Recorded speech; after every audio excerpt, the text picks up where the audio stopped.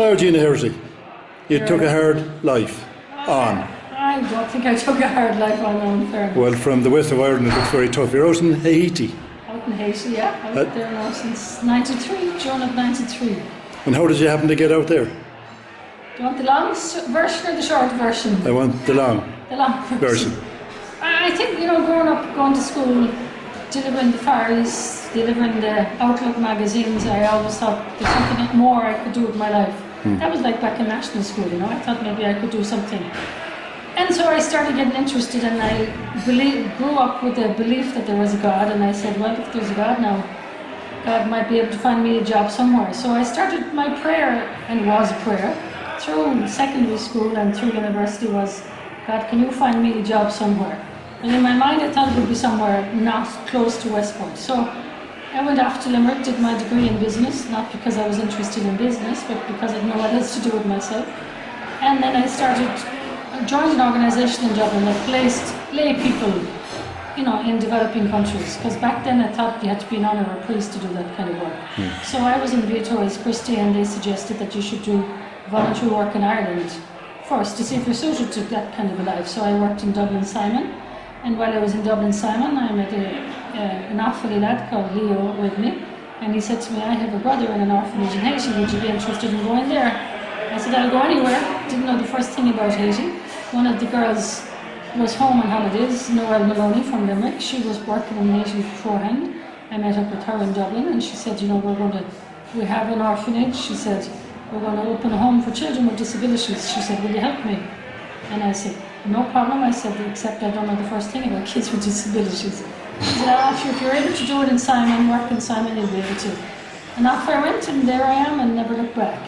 And when you went into Simon, were you trained into that, how to deal with the people? No, not at all. I went straight from college, really. I finished in college, and at that time we were all volunteers, and we had ongoing, on-the-job, I suppose, training sessions there, but no, there was no training for that. So you sat at the end of the phone and took the phone call, and people poured out their trouble to you? No, the Simon was... The Simon, yeah? The Simon Community Dublin, where I was in a residential house for homeless people. Okay, yeah. So it was care work. Yes, you were person to person? Yeah, they have a home, have they? Yeah. Well, they had a home then anyway, they had 2 or 3 homes. Okay, yeah. I was in one on Usher's Island, and they had the soup kitchen and they had the night shelter.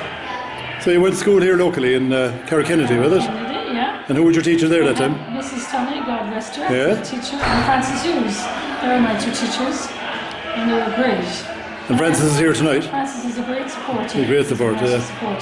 He was a great teacher too. And what was your interest in school? Did you have an interest towards social affairs or...? No, I don't think I did really, no. But you done business anyway, so... I hated business, and actually I did 4 years in it, but even in Westport I wasn't interested in business. But I didn't know what I was going to do. Everybody knew they were going to be...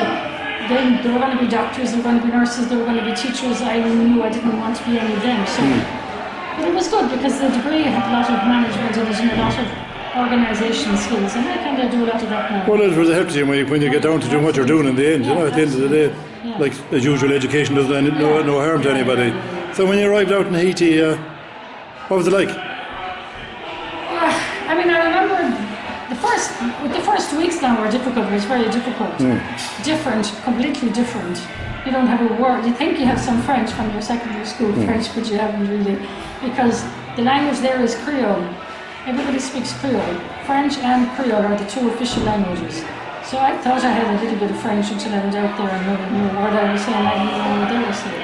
And is Creole totally different to French? There's no connection, is there? Creole came from, Haiti was colonized, and Creole was a mix between the French were the slave owners, and then the local were African slaves. So it grew out of that. So there's lots of similarities. I find Creole much easier than French, And what was the weather like when you went to Haiti?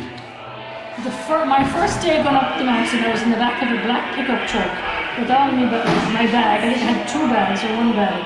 It poured rain out of the heavens. Every stitch of clothing got wet.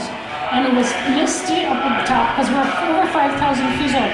I think it took a week for my clothes to dry. So that was my introduction. And I just laughed. I said, well, it was a wet summer. And what kind of accommodation did you go into on your arrival there? I was sharing a room with an American girl, and one of the first nights we were chatting away, and the next thing she jumped up. I know what she was doing. She was killing the mosquito. It was different, you know. Yeah. And then after that, then I started living with the kids. But you know, I mean, you know, when you grew up in the west of Ireland, I was one of 11 kids. We grew up on the farm. It was a great childhood, and I think it prepares you for everything in life. So you were used to a bit of rough and tumble, you were? I didn't find it difficult anyway, you know. Yeah. The food was a bit tough harder to get you, I suppose, used to. And did you have a concrete building? Or a wooden? A nice building, yeah? Yeah, we were, at that stage, our home for the special needs kids wasn't fully, or we only had a few special needs kids, so we would take it in turns sleeping at night time with them. And then I moved into the house with the special needs kids. That first house we were in was it used to be a stable on the property, but it was converted into a house. So it was like one room with the kids and a dining, well that was the bedroom, and then there was just a dining room. And it was 10 of us. And I remember 10 kids? When we started off, we had 9 special needs kids. Yeah. And what kind of needs did they have? Were they? Well, they're pretty severe. I mean, most had cerebral palsy. Some were able to walk, many more weren't able to walk. I mean, they were little then, you know, they've grown up now. You know? Was it physical and mental disabilities? Both, yeah. Yeah. Did you have many just physical? No. Or both had a combination? Where I'm working, our program is for children, they have to have some kind of neurological disability disorder. And were there many expats out there? There was a good few then, more than there are now. I think there were about 10 or 11. They were mainly American. There was that girl from Limerick, Noel Maloney, mighty woman, and we keep in touch all the time. She was there, and there was Kieran Rigney from Offaly. He's now in the Dominican Republic. He was there, and then there was some Mexicans and there were some Americans. So there was a good bunch. And was there much of a religious? Were there nuns or priests around you now? Well, the founder of our organisation was an American. The original founder was Father Watson. And then after that, Father Rick Frechette is the man who's in charge at the moment, and he's been there since the beginning. So he's a priest. Is there a name on the organisation? Yeah, it's called Our Little Brothers and Sisters will be the English translation. In Haiti, it's known as No Petit Frères et Sœurs, and then in Spanish, because they're in Mexico and in 8 other countries, it's Nuestros Pequeños Hermanos, NPH. And do you have medical support much now? Yeah, we have the only children's hospital in Haiti. We have our organisation has it, and we also like the orphanage itself. It's up in the mountains, over 5,000 feet up, and we have over 350 children there, and we have a doctor on site. And then if we have a problem, then we go down. And the special needs program that I'm responsible for is part of that bigger program. And is the doctor a local or an expat? Actually, we have a local doctor that comes every week. But living on site, we have a Cuban doctor. Cuban doctor. And then running the school and running the rest of the program, we have Haitian sisters, Salesian sisters. So did you get support from Cuba? Well, or the doctor, just the doctor? Cuban doctors in Haiti. They go around a lot of South America, I think, don't they, the Cuban doctors? Yeah.